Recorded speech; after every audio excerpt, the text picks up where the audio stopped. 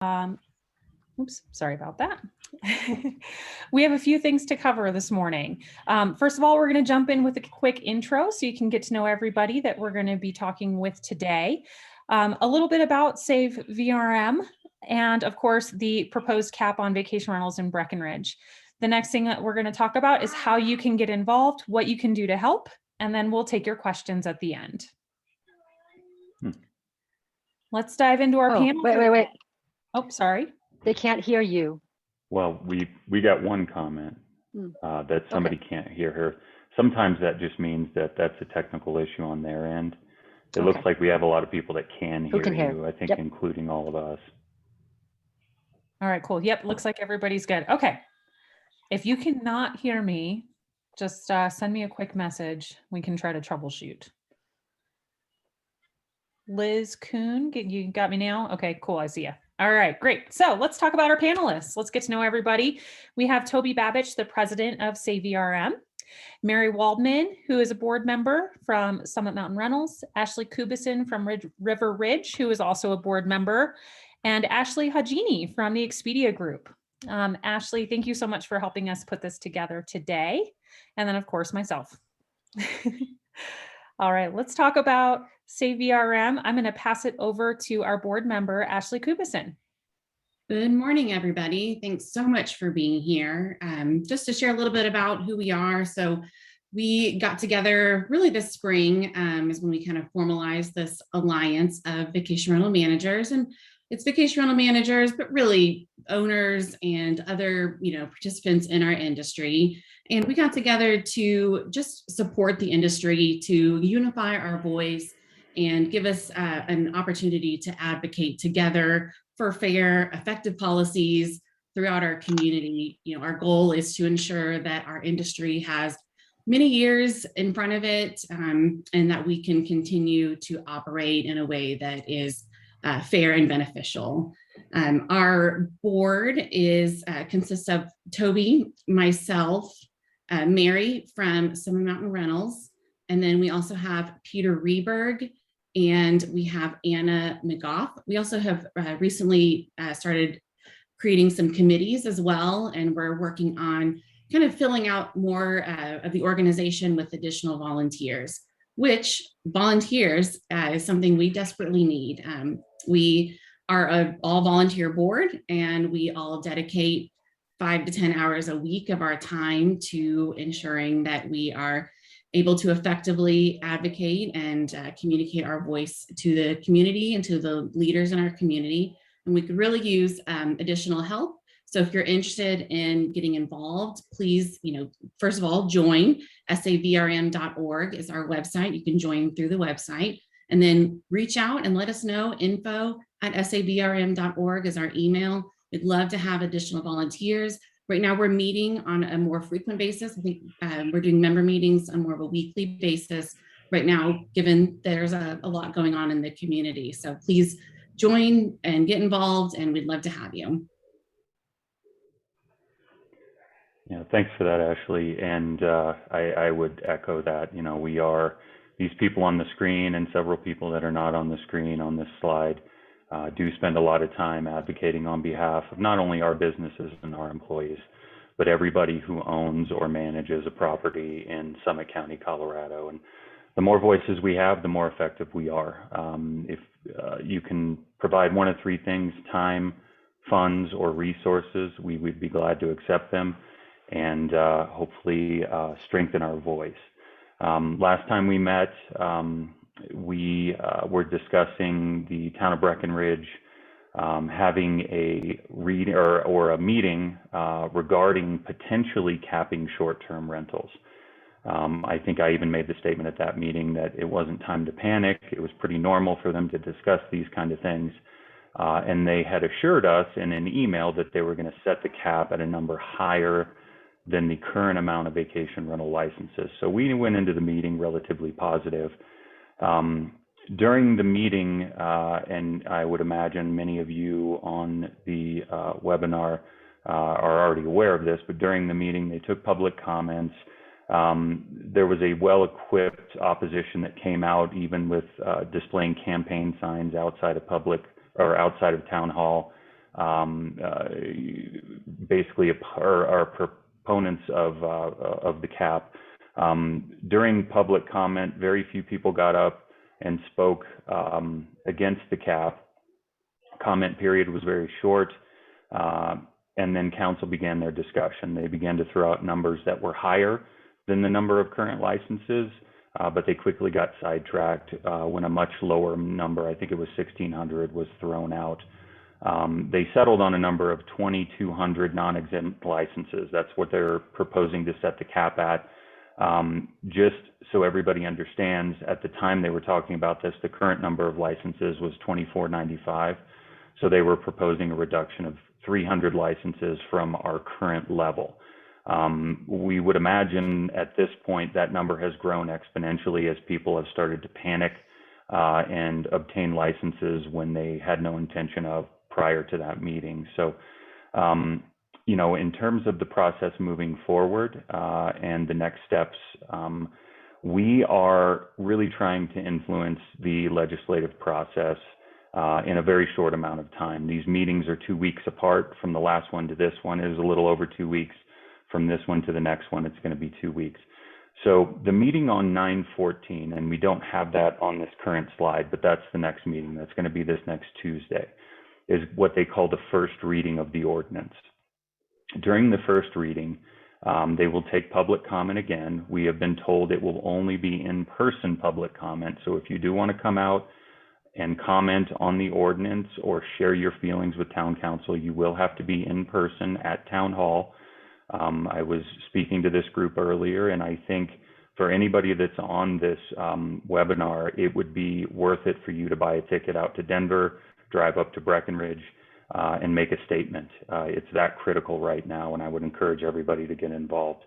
But on the first reading, which is going to be on 9/14, I believe it's going to be at 7 o'clock at night, we will send out more details as they come available. We will have the ability to influence what they are going to put in the ordinance, what the cap number is going to be, how it's going to function, what exceptions they're going to make. All those things we're going to be able to influence before they actually approve it on first reading. They do have the opportunity to make changes to it at first reading, and we hope that they do. After that, there will be another 2-week period until their next meeting, which is going to be what they call second reading. During second reading of this ordinance, they have several options. They can choose to make more changes. They can choose to table or reject considering the ordinance, or they can adopt it as written.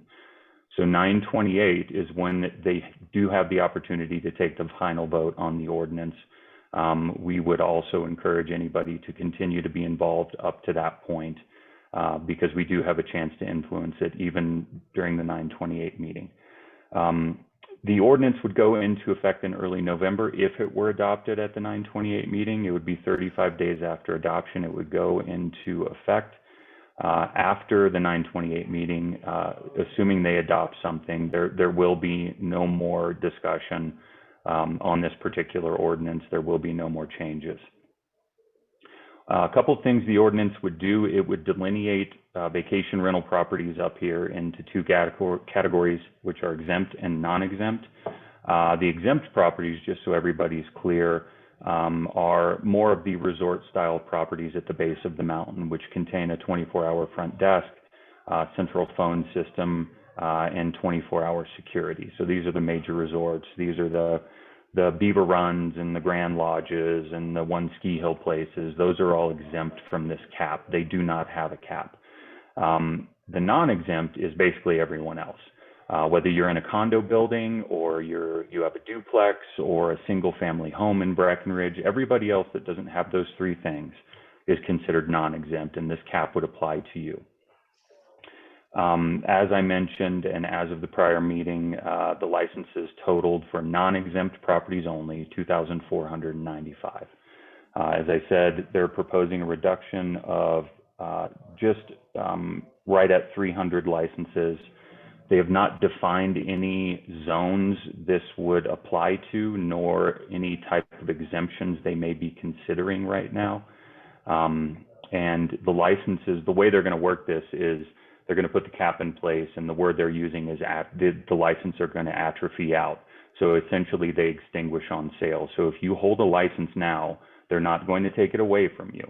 But when you sell your property, that license will extinguish and the new owner will not be able to obtain a short-term rental license. So what does this all mean? And I'm sure we have questions coming in. We're going to try to get to as many of them as we can. We have a lot of questions ourselves.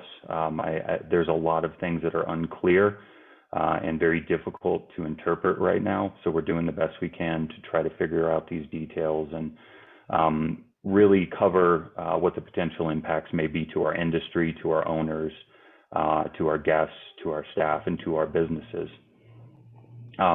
This type of process has not been implemented in many vacation rental destinations, and really has had little success in a lot of areas that it has been implemented in. The intended and unintended consequences right now are not known. We can only really assume what may happen. So some of those assumptions are really, we probably will not see any new licenses for at least 6 years. Typically, the town of Breckenridge sees 50 new licenses every year over about the past 10-year period. So this is going to essentially create an environment where people will not be able to get new licenses for 5 to 6 years. It's a reduction from the current license level of 13%. That's going to have an impact on revenues, on jobs, on people's ability to afford homes and offset their costs. Some of those financial impacts really can be looked at as for every 3 vacation rentals lost, vacation rental business could potentially have to lay off 1 employee or potentially 1 housekeeper for every 6 licenses that are lost. Many individual owners who rely on income from vacation rentals will have to process additional financial burdens without the benefit of ancillary income. This plan, we don't feel will address community character in neighborhoods, as there's not a discussion of zoning overlays. It will penalize properties that were built to rent in the core of town because they will not be able to get new licenses, while it benefits properties that are in more residential zones that currently have licenses. So it's a very inequitable way to do this. I think last, the impacts to the community will not be immediate. So this is not a flip of a switch. It's going to take many years as licenses are taken away and consolidated in resort areas and away from residential areas. There's going to be no community impact immediately. We're going to be left with the same issues we had before they adopted the ordinance. So, we think there's a lot of improvements that need to be made within this ordinance, and we are taking steps to do what we can to influence them. And with that, I'll pitch it over to Mary, and she can kind of describe some of the things we are doing and some of the things we're planning on doing to influence this process. Thank you, Toby. So our SAVRM initiatives are, you have probably received some emails regarding signing of our petition on change.org.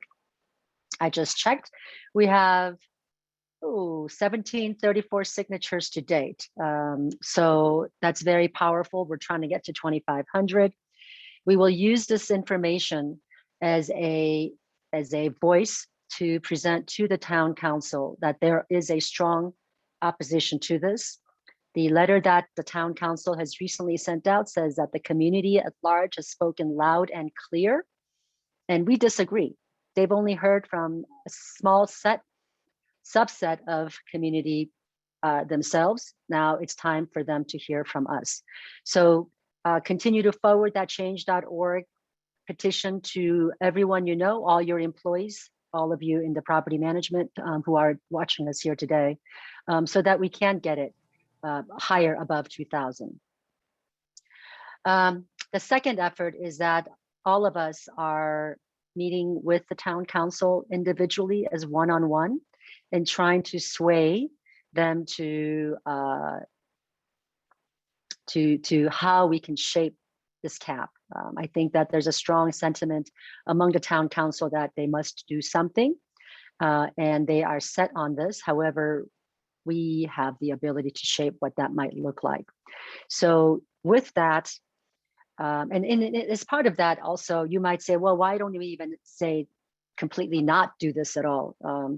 Unfortunately, I think that that ship has sailed. This council is made up. In also consulting with our legal attorneys, the best opportunity we have now is to really shape how that cap is going to look like for the time being. We've sent a letter over to the town council with 4 points.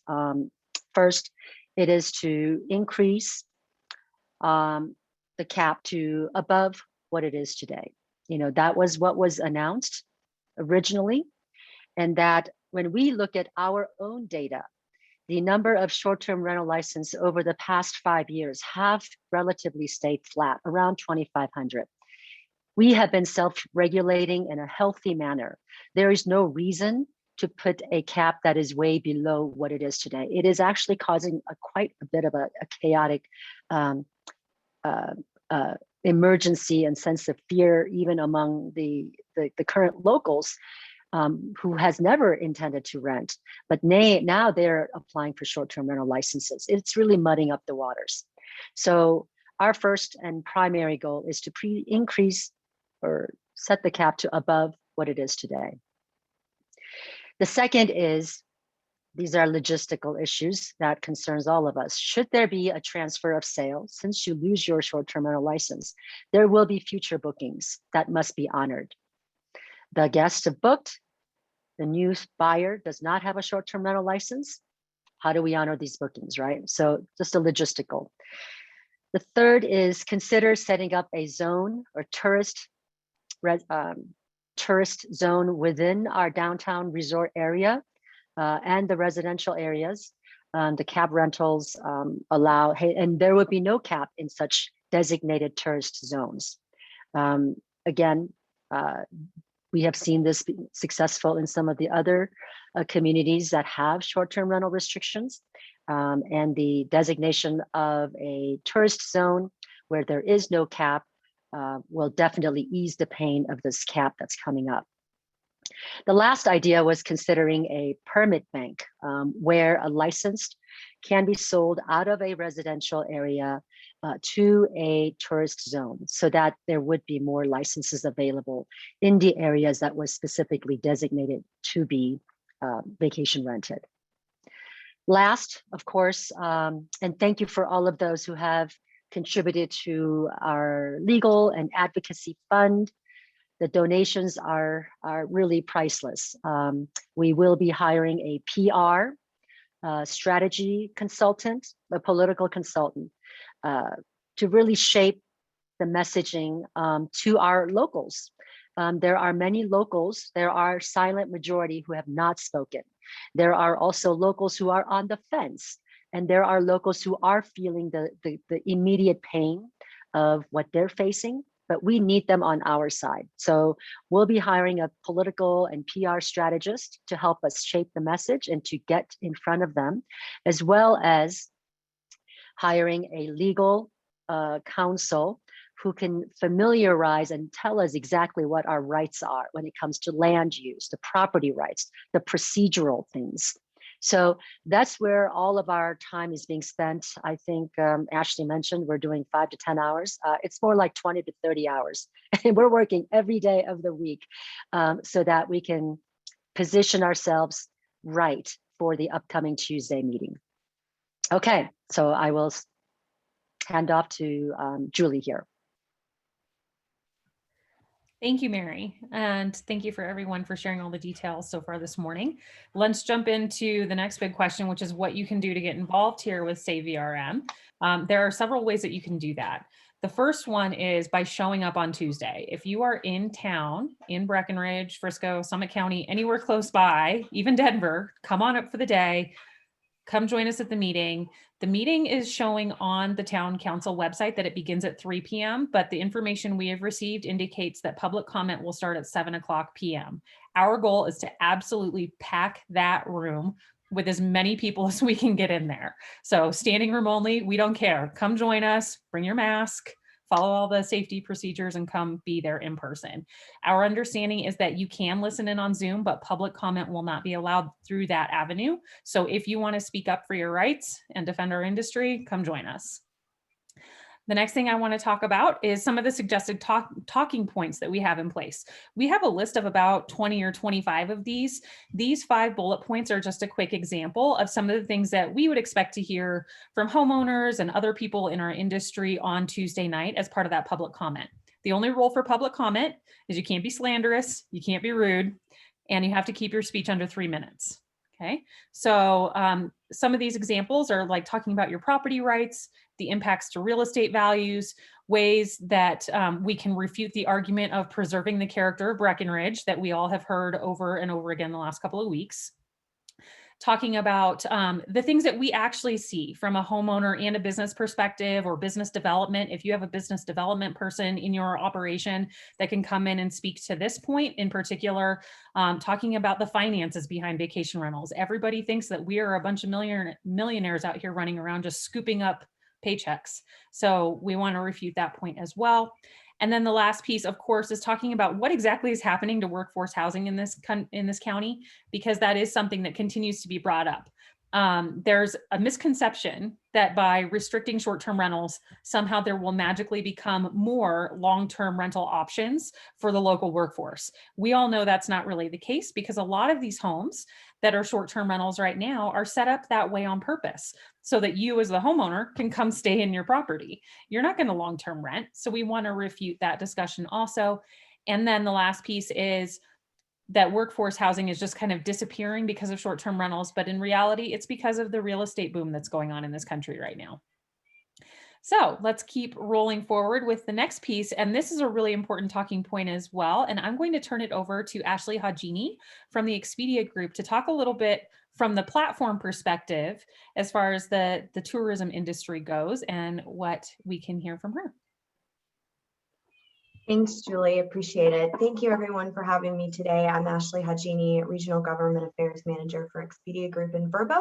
I've been in this position for about 6 years and have worked in over 20 states, dozens and dozens of jurisdictions as they consider regulations similar to these, better or worse. It runs the gamut. Julie's right. You know, this is not an issue unique to Breckenridge. If you've been paying attention to the news, you see there are dozens of towns in Colorado alone that are now trying to tackle housing issues. Short-term rentals seem to be the low-hanging fruit that they just cling to because, you know, there already is some opposition with neighbors who just may not like tourists or may not like the idea of a home being rented, and it's sort of a perfect storm for all of us now. And it's really, really important, at least from my perspective and in my experience working with groups like SAVRM, to emphasize your role in all of this. You as a homeowner, you as a property manager, when you go to get engaged with council, and I think we've all covered it, that you need to be engaged. You need to speak up. You need to join this group. You need to outreach your council member, email the mayor, email them if you can't physically be there, call them, show up at the meeting. But certainly if you can physically be at the meeting, that is absolutely critical. Because the people that they're hearing from that are making all the noise about this issue are local. They are constantly in contact with policymakers, and we need to be able to push back against that. So making it personal, telling your own story, you know, why you rent your house in Breckenridge, what your long-term goals are for that, I think is going to be critical. Demonstrating that you understand where they're coming from. You see it too. You know, you're not blind to the challenges that this community faces. You're a part of that community, demonstrating that you get it, that you're there, you're a part of it. You want to be part of the solution, but this may not be the best approach. In my experience, volume counts. The more people that you have in the room saying not the same things, but repeating the same type of messaging is what's really impactful, because they hear the same thing all day, every day from the people who want to blame short-term rentals for all of the problems in the community. And so the more specific you can be, pushing back on the policy proposals that will harm you and why, and then offering specific alternatives. I know this group has come up with a whole plan of action that would be better than the policy route that they've chosen to take. making sure that you take time to tell your story while emphasizing that there are other options to tackle this issue, even in the regulatory space of short-term rentals, is going to be super, super valuable. I think also it's important, because this came about so quickly, right? As Toby mentioned, everybody was under the impression that council was going to go a very different direction than how they ended up going. I think it's important to question that. It's always important to be a part of the process, the policymaking process, but also make sure that it's being done in a responsible way. Why haven't we seen more data on this? Why is there not more research and justification that this policy solution will achieve this outcome? Why are we in such a hurry to enact this in less than 2 months for it not to achieve an immediate change for the community? Because it will immediately impact you and your business, but it won't immediately address any of the concerns that council has put forward. So I think there is a respectful way to engage in this process and raise these questions while telling your story. That seems to be the most compelling thing in my experience, Toby and Julie. Thank you, Ashley. Yeah. So it looks like we have a lot of questions coming in, and I'd like to continue this conversation by moving it over to our friends who are here in attendance today. So let's just start by taking a quick look at this slide. This is the link directly to our petition on change.org. So if you haven't already signed that, if you would just click over and just sign it, that would be amazing. We would love to see that number get closer to 2,500. There's also that QR code right there that you can scan for that. And then you can also share the petition out on your social media channels or via text message to friends and family who would be supportive also. All right, so let's dive into these questions. I see that we've had a lot of engagement already in the chat, and that's really amazing. So thank you everybody for speaking up and asking these valuable pieces of input. So the first one that I see that we want to really address head on vocally is what the position is of businesses in our community in terms of retail, restaurants, other lodging providers. And there is a question about the ski resort, which I know Ashley already responded to and said that Vail will not respond to that because they are publicly traded. They have to protect their stock price. But Toby, maybe you can take this one. What have you kind of heard from other businesses in the community, and what is kind of the general feeling on the street here? I would say in the discussions I've been having, it's a mixed bag, right? I think everybody is still wrestling with COVID fatigue. Everybody's frazzled. We're still dealing with other variants. Housing is a problem. Employment, the workforce is not coming back as we assumed they would. Businesses are overwhelmed with visitors, which is a great thing, but it's causing a lot of frustration in the town. So no matter which industry you're talking to, there seems to be a lack of consensus around what the next steps should be. And I think because of that, specifically in the town of Breckenridge, they're just kind of shooting in the dark and trying to do something that they think is justified and makes sense to at least present the idea that they're trying to address these problems for people. And as Ashley mentioned, short-term rentals over the course of the last 18 months have been demonized for everything from the spread of COVID to workforce housing to community character, and we're low-hanging fruit.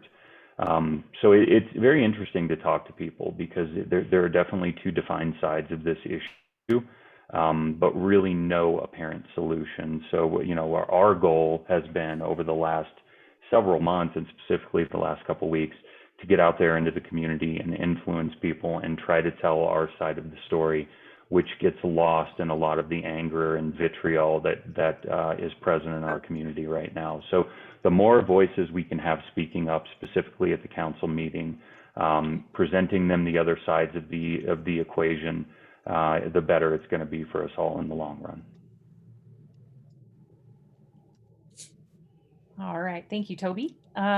All right, the next question I'd like to address is a question from Danielle Anderson asking if there was a way to meet with the council members virtually. Mary, I know you've had some one-on-one interactions with folks over the last couple of days. Can you give some options as far as ways people might be able to contact our council members? Yes, so we will be, well, I would say, we are researching how we can potentially allow Zoom comments legally. So stand by for that. We'd love for the Zoom comments to open up. However, the town council has said that on a hybrid meeting, it is up to the council to decide how the comments are made, and they're only allowing in person. So that's our challenge. So many of you who may not be here remotely, as Toby said, please try to get here if you can. So the best way is for you to write a letter to the mayor at townofbreckenridge.com. That will get distributed to all of the town council members. Also, that same letter, you can condense it, write to the Summit Daily letter to, letter to the editor, another way that you can get your voice heard publicly. So those are your best options. And if you can't attend, but you have a comment that you'd like to be spoken, please send it to us. We will have people standing by to read your citizens' comments. Awesome. Thank you. Hey, Ashley, I've got a good one for you. This one's about licensing. So we know there's a lot of licenses that have been submitted over the last couple months, and some homeowners are experiencing some delays in those. And I know you've seen some of that too firsthand. Can you speak to, by any chance, if owners might be approved for licenses that have already been submitted, or do you know what might be happening over the next few weeks while we're in this limbo process? So I'll take that. Oh.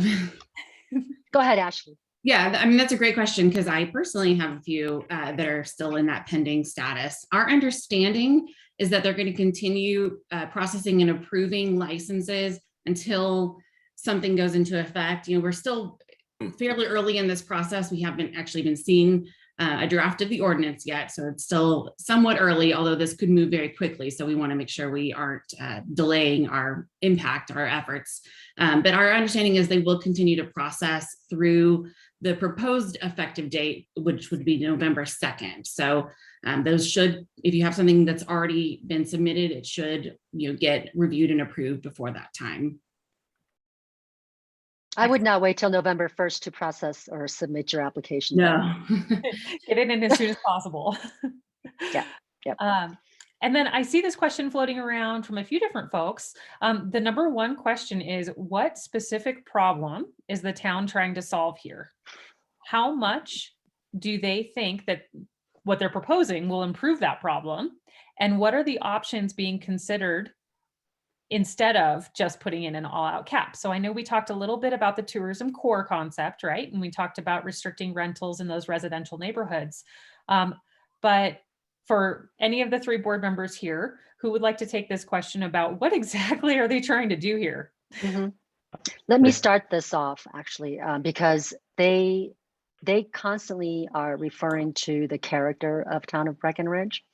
And it is a published document by the Breckenridge Destination Organization from 2019, where one of their strategic initiatives, I think this is, I'm looking at it right now, it's goal number 2, is to elevate and fiercely protect Breckenridge's authentic character and brand.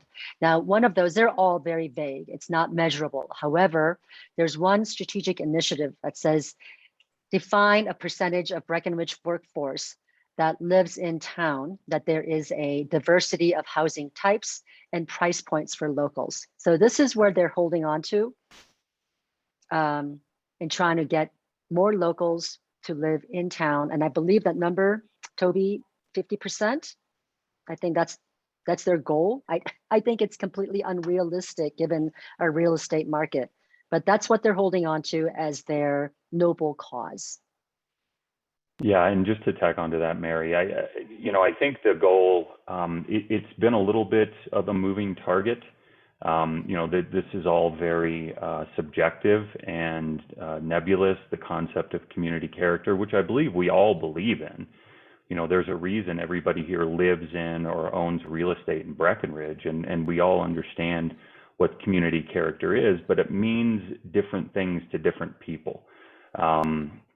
So it's a little bit of a moving target. I know they want to reduce the number of short-term rentals, specifically in residential areas. You know, that's something that's been stated. I know they have referred to over tourism, just too many people here, not enough infrastructure to support them. It's a little bit difficult to interpret what they believe community character is. Therefore, it's very difficult to have any kind of dialogue or debate about it. So, you know, I know that doesn't give a lot of guidance to people, but that's the confusing world we're living in right now, trying to pin down what we can do as a community, as part of this community, to assuage concerns and try to implement more well-balanced, well-reasoned community solutions. So, you know, as we referenced earlier, we released a document to the town articulating 4 points that we think should be included in the ordinance that would make for a more effective ordinance to address community character. But, you know, it's very hard to define, even after talking to several of the council members and a lot of the community. Thanks, you guys. The other thing that I'm seeing fly around a little bit as questions that are happening here in the chat is around the distinction between exempt and non-exempt properties. And there's a lot of confusion around what would be considered exempt under the current rules, what we're talking about with the tourism core, and what a non-exempt property looks like. So can one of you elaborate a little bit on what is currently considered exempt, what we are proposing to be exempt, and so on and so forth? Yeah, that's one of the things that we're working on currently, and just to try to explain this simply, there are about, I think, 14 complexes, more at the base of the mountain in Breckenridge, that have 3 characteristics that the town has assigned to create an exempt property. And essentially, it's a 24/7 front desk, 24/7 security, and a centralized phone system. So these are more resort style properties. Like I said, the Grand Lodges, Beaver Runs, One Ski Hill Place, Crystal Peak, properties like that are the ones that they consider exempt. Non-exempt is everybody else, whether you're in a condo building or not. You have a single family home, you are non-exempt. What we're advocating for is to stretch that exemption out to more of a resort core area, because there are a lot of properties that are going to be negatively impacted by this cap that were built to short-term rent, to ski in, ski everything up 4 O'Clock Road, most of the stuff up Village Road, most of the stuff up Ski Hill, a lot of the stuff in downtown Breckenridge. You know, this was all built for people to come on vacation and stay in. So, you know, we believe they really need to vigorously expand that core and get a lot more surgical with the areas that they are trying to prevent short-term rentals in. But right now it's just blanket. It covers everybody except for these, you know, 15, 16 complexes that are exempt.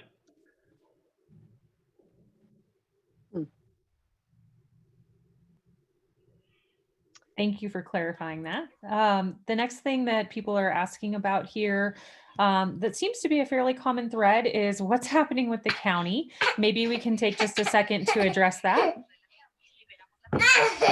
Jump in and take that one because I've been trying to answer it in the chat as well. Go ahead, yes, the county did throw out that they're discussing a moratorium, and the reasoning is that there has been a significant increase in applications.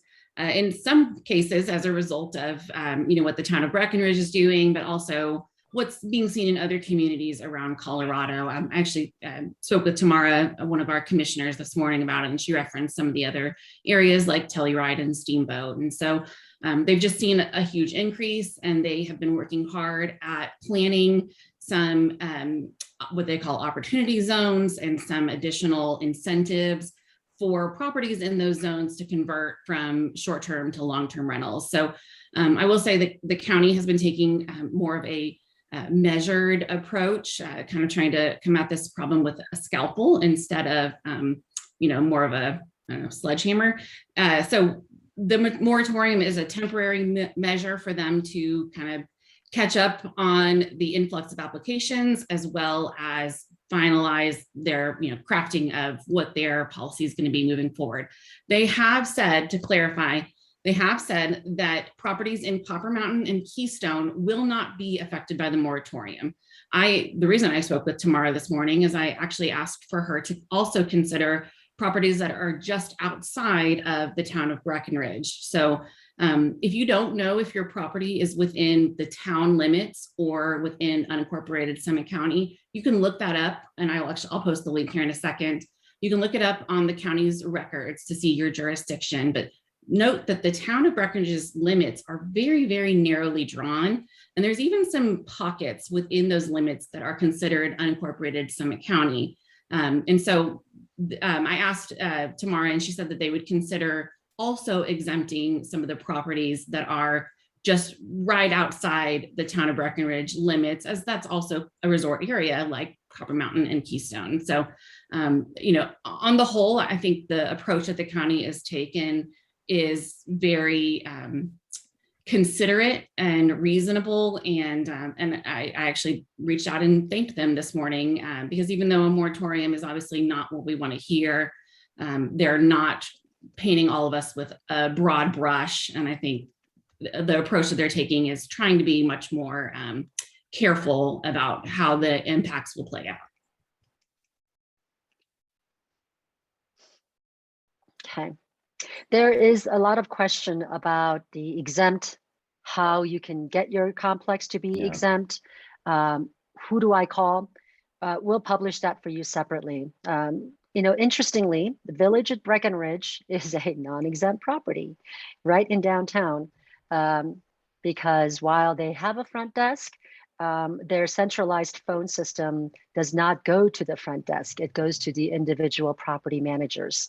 So they are fighting to get their qualification changed. So we'll get all of these information and share them on our website. Yeah, and for anybody that's inquired about conversion to non-exempt, we don't really understand what that process would look like. This is a very new concept for the town. However, in practice, to develop a front desk, fully staff it 24/7, in addition to security 24/7, and build in a centralized phone system would be, relatively expensive. And we don't even know that the town of Breckenridge would add in additional complexes, which is why we're pushing for a resort zone that just exempts everybody within that zone, whether you have all of those attributes or not. So that's the direction we're pushing in. And for the people who are thinking about converting, that's obviously a better option for you from a cost standpoint. So, I'd like to keep us all focused on that as opposed to trying to convert individual buildings. Mm-hmm. And I think for the sake of time, our goal with this meeting is to mobilize those who are opposing the short-term license cap for this upcoming Tuesday meeting. So Julie, you had some plans of sharing the topics. I want to make sure that we have enough people showing up and speaking and making comments, kind of like a filibuster, if we could say, something like that, so that they can hear the rest of the community at large completely opposing. And we've been just too silent. Absolutely. And that's one of the things we were all talking about earlier this morning was we can pack those council chambers with as many people as possible, standing room only, elbow to elbow, and go in there and link arms and show the town council that we oppose this cap. Maybe we can get the message through, because right now there's a misconception that they think the majority of the community supports what they're doing. So we need to make our message loud and clear. So the last thing I wanted to address was just getting that message back out to you guys. So after this meeting, we will be following up with an email that has links to the recording from this meeting today and the slide deck. I will also go ahead and send out a copy of that tourism core map, because several of you did ask about that in your comments. So I'd like to send that to you so we can all be speaking the same language. So if town council starts talking about a tourism core and how they feel about it, you can kind of see the map that we sent, because it is a very, I guess I'll say like a very intuitive diagram. It's basically those areas that are really close to Main Street and up on the mountain that are areas that are ski in, ski out, that are really in those areas where you would expect tours to be. during their visit here. So looking at that, looking at some of the other notes that we have, I'll be happy to share that information out with everyone. So we have your emails from attending today. We'll get all of that back out to you. And if there are any more questions, we would be happy to address those really quick before we sign off. We have about 10 more minutes left in our meeting block. Let's see. Wow, there's a lot flying in here in the chat. Let's see. There's a lot. I'm going to jump in and just clarify, because, and apologies, I've been trying to answer questions. I haven't been listening as closely, but just to clarify, as it seems to be a common question, you know, if you're an exempt property, you're, as of right now, as it's proposed, you're only in a select few buildings. It's, you know, One Ski Hill Place. And I did post the list earlier. I'll post it again, the list of properties affected. If you are not in one of those buildings, but you are in the town limits of Breckenridge, then you are affected by this. So properties in Blue River, Quandary, those areas are not affected by this cap. Those properties are in unincorporated Summit County, which has its own process going on.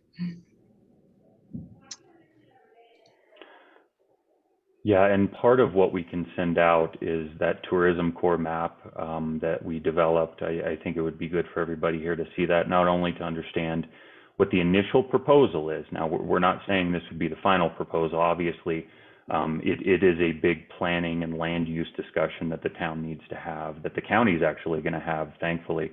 But it's just a proposal, it's an overlay, but it also delineates the boundaries of Breckenridge. And there's probably a lot of people on the call that don't really understand where, if they're in Breckenridge, out of Breckenridge, in Blue River. So I would say we send that out so people can further inform themselves on where they are and which rules are going to be applying to them.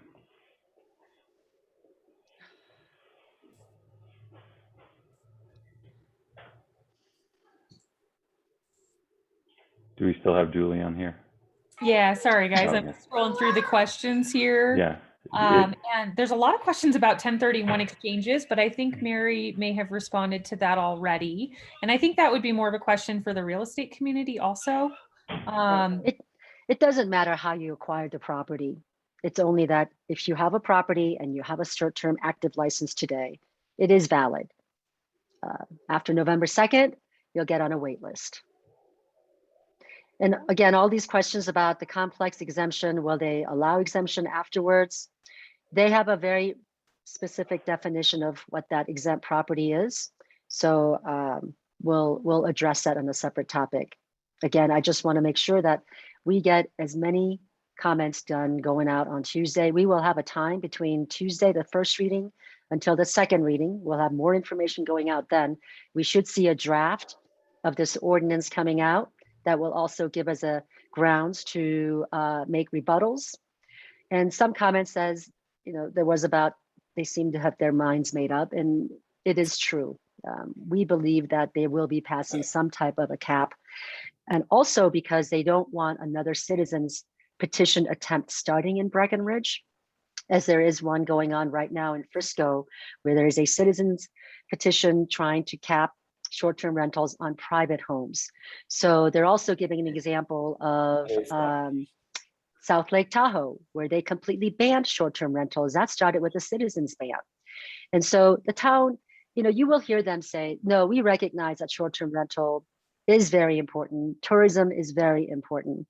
Their belief, their vision is that it is out of balance. Our stance is that it is in balance. Vacation rental has always been the backbone of Breckenridge. That's how the town got developed. What they want to do is actually change it to a much quieter retirement community, and we disagree.